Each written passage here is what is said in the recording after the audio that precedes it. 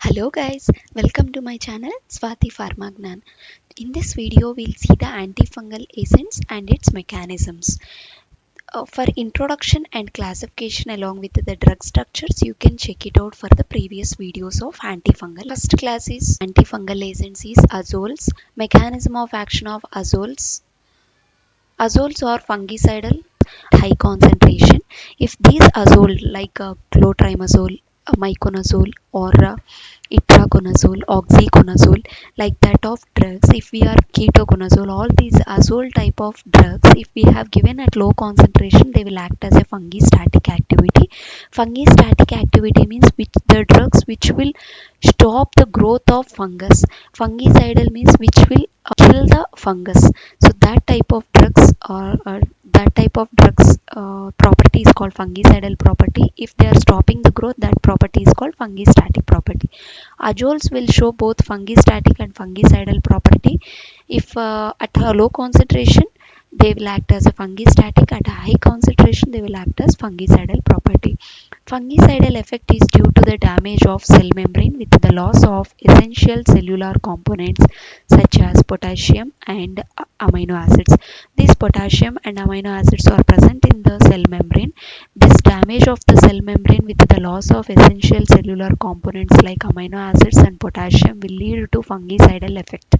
Fungistatic effect is due to the inhibition of some enzymes like cytochrome P450 enzymes which are involved in the fungal sterol biosynthesis, particularly lanosterol 14 alpha demethylase inhibition, will show the fungistatic effect. This enzyme is essential for the biosynthesis of ergosterol. For human beings, cholesterol is the main sterol component. For fungus, ergosterol is the principal sterol component of fungal cell membrane. So, this ergosterol biosynthesis requires lanosterol 14 alpha demethylase enzyme, which is a type of cytochrome P450 enzyme. If this enzyme is inhibited, then the fungus will show the fungistatic property. Lanosterol 14 alpha demethylase is also required for the biosynthesis of cholesterol. So that's why this lanosterol 14 alpha demethylase is also present in the host body, human being. So that enzyme it will utilize for the biosynthesis of ergosterol, which is a common enzyme for both biosynthesis of ergosterol and cholesterol. Flowchart. First is the starting compound is squalene. Squalene will convert into squalene epoxide.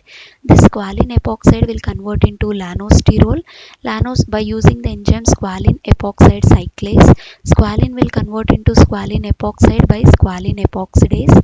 Squalene epoxidase will convert into lanosterol by squalene epoxide cyclase.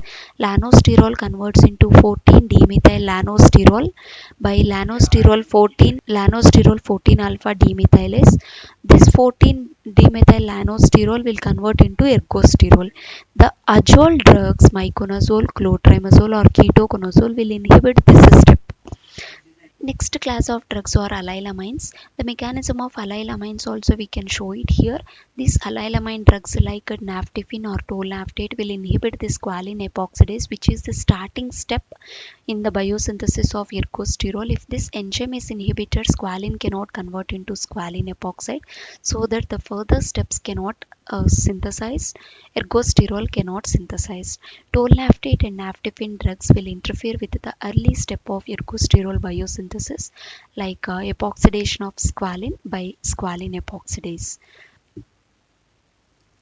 Next is mechanism of action of fatty acids. Sebum is an acid which is present in the skin and on the skin, which is a natural antifungal agent. If any fungal infection which will occur minute or mild or moderate, then the sebum which is present in the skin that will use as a natural antifungal agent.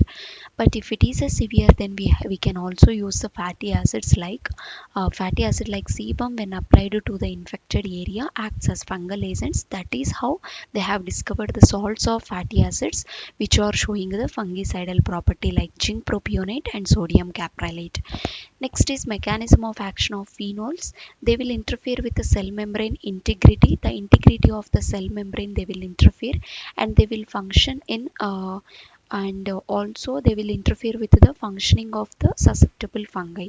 Examples under phenols are haloprogen and cyclopyrox. Mechanism of action of nucleosides is this nucleosides will show this the mechanism almost similar like sulfonamides. 5-fluorocytosine will undergo the deamination to convert into 5-fluorouracil. This 5-fluorouracil which will convert into further 5-fluorouridine monophosphate, then it will convert into diphosphate, triphosphate, and then it will enter into the RNA. When this will enter into the RNA, instead of the normal uracil which is a nucleic acid base pair, 5-fluorouracil will enter and it will form the faulty RNA and it will block the synthesis of DNA. Finally, it will cause the cell death. In flowchart, if we want to explain 5-fluorocytosine which is present outside the cell, it will enter inside the cell, fungus cell, by active transport. Then it will convert into 5-fluorouracil, 5-fluorouridine monophosphate, diphosphate, triphosphate. Then it will form the fraudulent RNA or faulty RNA. Instead of uracil, this 5-fluorouridine triphosphate will enter in the formation of RNA, so that cell death will occur. Mechanism of action of antifungal antibiotics, or these antifungal antibiotics are similar like three-dimensional structure.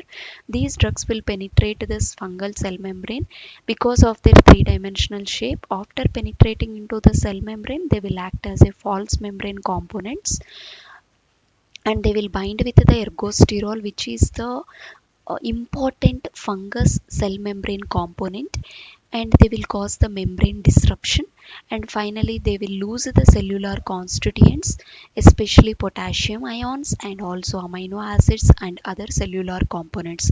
Finally, the cell membrane shrinkage occurs and cytoplasm shrinkage and cell death occurs in by this antifungal antibiotics.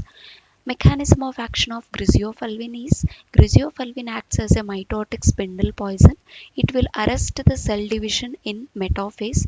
In cell division, there are four phases: prophase, metaphase, anaphase, and telophase. In the metaphase, mitotic spindle formation occurs.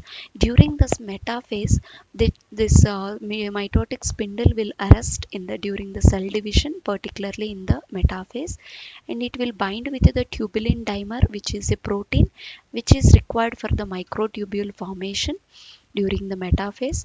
Then it will show the selective toxicity to the fungus and which will cause the cell death. Mechanism of action of agrisorsin is not fully understood. Thank you. Thank you for watching.